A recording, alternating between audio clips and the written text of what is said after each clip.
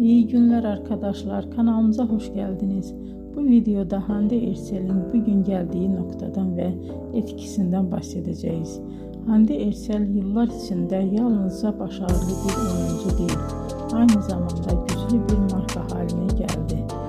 Birçok moda ve kozmetik markasıyla çalıştı ve uluslararası kampanyalarda yer aldı. Bugün o Türkiye'nin en çok konuşulan ve en çok takip edilen oyuncularından biri. Güzelliği, oyunculuğu ve ekran karizması sayesinde geniş bir hayran kitlesine sahip.